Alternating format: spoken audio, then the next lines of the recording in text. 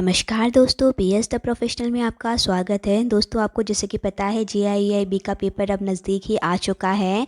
तो अब हमने इसका लास्ट मिनट रिवीजन स्टार्ट किया है। ये सीरीज़ हम चालू कर रहे हैं जिसमें जेईई के सबसे पहले फ़र्स्ट पेपर को हम पूरी तरह कवर करेंगे। फ़र्स्ट पेपर में जो 5 मॉड्यूल हैं उनमें से एक एक मॉड्यूल को एक एक करके हम समझेंगे और यूनिट वाइज पूरे चैप्टर का जो कंक्लूज़न है, जो छोटे छोटे पॉइंट्स इंपॉर्टेंट पॉइंट्स हैं, हम उनको केवल इसमें डिस्कस करेंगे। तो इस सीरीज़ को प्लीज़ आप देखिएगा एंड तक, आपके एग्ज़ाम में बहुत हेल्प करेगा। हर सीरीज़ में से 2 से 3 क्वेश्चन आपके एग्ज़ाम में जो है पक्का आएंगे ही। कुछ चीज़ें इसमें ऐसी भी होती हैं जो आपको लगेगा ये तो पढ़ी हुई हैं, लेकिन इसके लिए भी मैं आपसे रिक्वेस्ट करूँगी कि उन्हें आप ज़रूर देखिएगा, क्योंकि जितनी रिपीटेडली ये चीज़ें आपके सामने आएंगी, जितनी बार आप इन्हें देखोगे, उतना ही ज़्यादा ये आपको अच्छे से मेमोराइज़ हो जाएंगी, ज़्यादा याद रहेंगी और एग्ज़ाम में आपको अटेम्प्ट करने में बहुत ज़्यादा हेल्प मिलेगी। इसलिए आई हुई चीज़ को भी दोबारा देख अब हम सबसे पहले कवर कर रहे हैं पीपीपी, जो फर्स्ट पेपर है उसका मॉड्यूल ए का unit 1 Indian financial system. Today we will cover important point of this unit. सबसे इम्पॉर्टेंट पॉइंट्स जो हैं वो हम कवर करेंगे, तो प्लीज़ इसको एंड तक आपको ज़रूर देखना है। देखिए, सबसे पहला इम्पॉर्टेंट पॉइंट इसमें है the 3 regulatory authorities RBI for banks. RBI जो है बैंक को कंट्रोल करता है, सेबी जो है कैपिटल मार्केट को पूरी तरह कंट्रोल करता है और आईआरडीए जो है इंश्योरेंस सेक्टर को जो है कंट्रोल करता है। अब इससे क्वेश्चन किस टाइप से बन सकता है, इसकी जो है मैचिंग्स आएंगी और एक ऐसा रहेगा जैसे कि एडा के सामने लिखा रहेगा कि ये कैपिटल मार्केट को कवर करता है या जो है मनी मार्केट को कवर करता है, तो वो फिर रॉन्ग रहेगा आपके लिए। तो इस टाइप से क्वेश्चन जो है इस वाले पॉइंट से आपका बनेगा।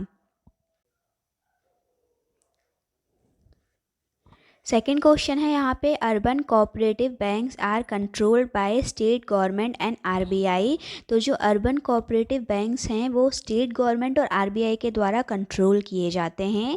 ये वर्ड इसका आपको ध्यान रखना है। Third is other cooperative banks are controlled by state government and NABARD. यानी कि जितने भी अर्बन कोऑपरेटिव बैंक्स हैं वो तो स्टेट गवर्नमेंट और आरबीआई कंट्रोल करता है, और अर्बन के अलावा फिर जो भी अदर बचते हैं वो सारे state government and NABARD cover करता है। तो ये चीज़ याद रखिएगा, बिल्कुल भी कंफ्यूज मत होइएगा। फोर्थ है CRR is a percentage of demand and time liability of a bank which is deposit held by the bank. यानी कि सीआरआर जो है डिमांड एंड टाइम लाइबिलिटी का कुछ परसेंटेज है जो कि बैंक को है डिपॉजिट के तौर पे रखना पड़ता है आरबीआई के पास। सीआरआर बहुत इंपॉर्टेंट है, इस वर्ड को आप अच्छे से याद रखिएगा, इसका फुल फॉर्म भी आपको पता होना चाहिए। Fifth one is SLR. SLR is a statutory liquidity ratio, is a percentage of demand and time liability of a bank which is held in prescribed government security by the bank. यानी कि जो CRR है वो RBI के पास रखा जा रहा है कैश के फॉर्म में, और एसएलआर जो है कैश के अलावा गवर्नमेंट सिक्योरिटी के फॉर्म में भी रखा जाता है। ये चीज़ आपको इसमें पता होना चाहिए। Next is NBFC are allowed to raise money from the public and lend monies through various instrument for ex leasing, hire purchase and bill discounting. तो एनबीएफसी का ये क्या काम है ये आपको याद रखना है। ये पब्लिक से जो है मनी कलेक्ट करके उस तरह से उसे जो है डिस्ट्रीब्यूट करता है। Seventh is primary dealer deals in government securities primary as well as secondary market. तो प्राइमरी डीलर्स जो होते हैं वो गवर्नमेंट सिक्योरिटी में डील करते हैं, प्राइमरी और सेकेंडरी दोनों में। तो क्वेश्चन इसमें ये बन सकता है कि प्राइमरी डीलर जो हैं वो कहाँ डील करते हैं, तो वो गवर्नमेंट सिक्योरिटीज़ में डील करते हैं, और दोनों तरह की, प्राइमरी भी और सेकेंडरी भी। Eighth is cooperative banks are allowed to raise deposit and give advances from और टू पब्लिक। यानी कि जो कोऑपरेटिव बैंक्स होते हैं उन्हें डिपॉजिट जो है वो रेज कर सकते हैं पब्लिक को, और जो है एडवांस भी बांट सकते हैं पब्लिक को। Ninth is debt equities and derivatives are example of securities. यानी कि जो डेट होते हैं, इक्विटीज़ होती हैं, डेरिवेटिव्स होते हैं, वो सब किसके एग्जाम्पल हैं, सिक्योरिटी के हैं। अब इसमें जो क्वेश्चन बन सकता है कि इसके अलावा कोई एक चीज़ और दे रखी होगी और उसमें पूछा ही जाएगा कि सिक्योरिटीज़ इनमें से क्या नहीं कहलाता है, तो आपको उसे ही क्लिक करना पड़ेगा। 10th is FII are authorized by SEBI to invest in Indian equity and debt market through stock exchange। तो FII जो हैं वो SEBI के द्वारा ऑथराइज्ड हैं और वो इक्विटी में डेप्ट में जो है डील करते हैं। 11th is mutual fund pulls money from investors and invests in stock, debt and other security। यहाँ पे इन्वेस्ट डबल लिखा गया, उसके लिए माफ़ी चाहूँगी, बट म्यूचुअल फंड जो है उसका आपको पता होना चाहिए कि वो इन्वेस्टर्स से जो है मनी कलेक्ट करते हैं और उसी को इन्वेस्ट करते हैं अगेन स्टॉक में, डेटर्स में और अदर सिक्योरिटीज़ में। 12th is CRR will be maintain in the form of cash only.